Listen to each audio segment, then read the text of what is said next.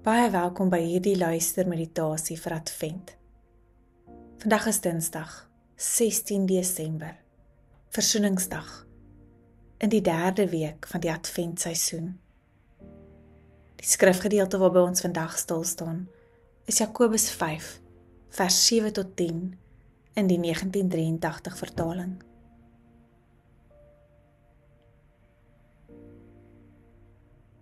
Ek nooi jou uit om in hierdie oomblik weer in die teenwoordigheid van God tot rus te kom. Bring alles wat in jou hart en gedagtes leef voor hom en vra hom om 'n diep rustigheid by jou te bring in hierdie oomblik wat jy in sy woord en in stilte en in gebed spandeer. Steek gerus ook die 3 kerse in jou adventskrans aan. Die kers van hoop, die kers van liefde en nou die rooskleurige kers van vreugde. Dit wat God vir ons ook in hierdie tyd opnuut bring.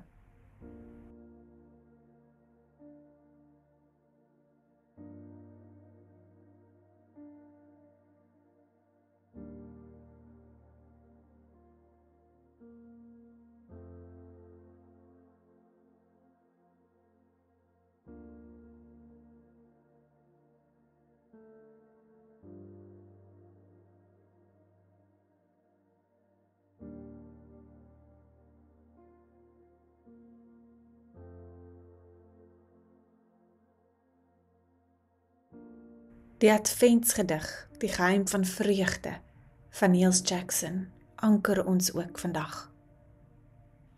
So lief het God die wêreld gehad, dat hy sy seun gegee het, dat hy die seun homself gegee het, sodat ons die lewe kan hê, die lewe en die geheim van die lewe, die geheim van vreugde, die geheim dat die vreugde van die lewe lê in weggee, dat ons onsself gee, verander vir die wêreld, sodat hulle die lewe kan hê en die geheim van vreugde, die weggee geheim wat God vir ons gee.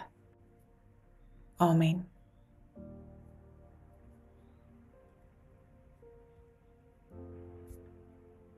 Jakobus 5, vers 7.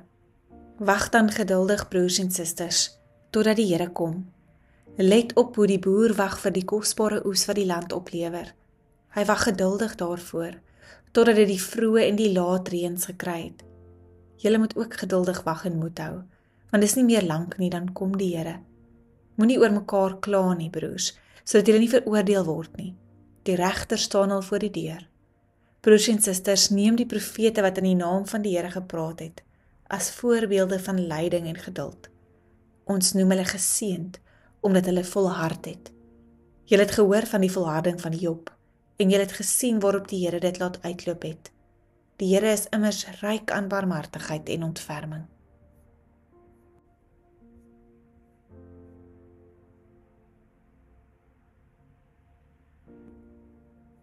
Geduld. Dit is nie 'n wag wat stil sit nie, maar 'n wag wat met hoop leef, soos die boer wat die donker grond vertrou, al kan hy nog nie sien wat groei nie. Jakobus nooi ons uit om op dieselfde manier te leef, om vas te staan wanneer die dae lank word, om nie moed te verloor wanneer die oes stadig kom nie, om nie die swaar van die seisoen vir mekaar swaarder te maak nie, maar om mekaar te help dra in die tyd tussen saai en sien.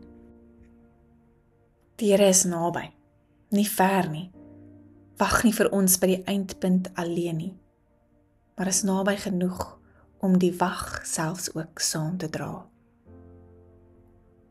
Hierdie geduld, hierdie volharding is nie passief nie, maar 'n stille vertroue dat God selfs in die onsigbare werk, dat die aarde stadig oopbreek, dat die seisoen sy vrug sal bring en dat ons nie alleen wag nie.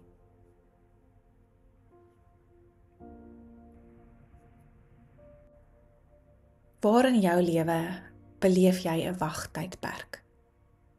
Is dit iets waarin jy jouself al lank in bevind?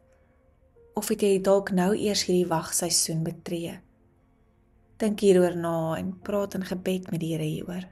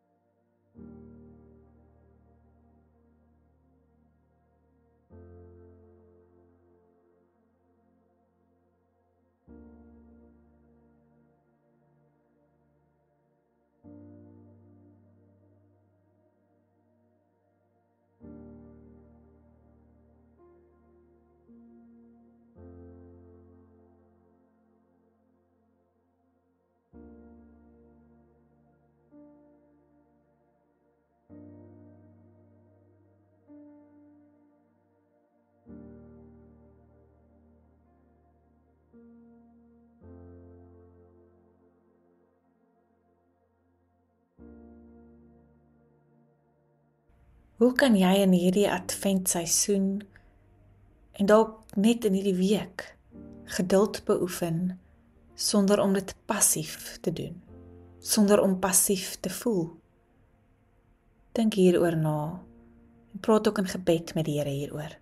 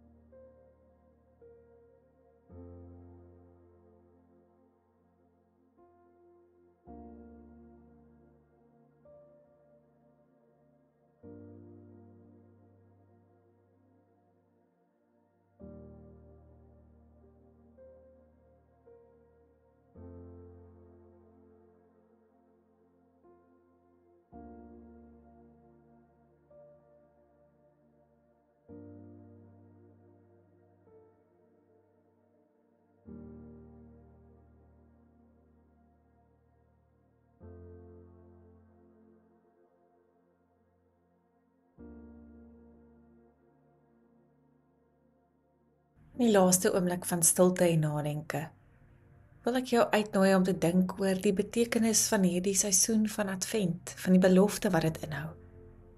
Wat beteken dit vir jou dat God naby is in jou wag?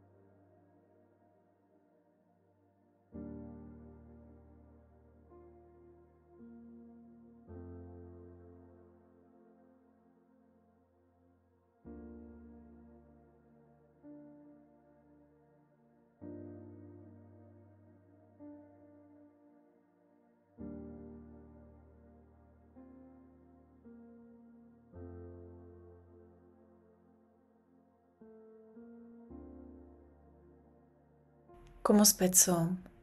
Here, gee my die geduld van 'n boer, die stilte van vertroue en die wete dat U naby is, selfs in my wag. Amen.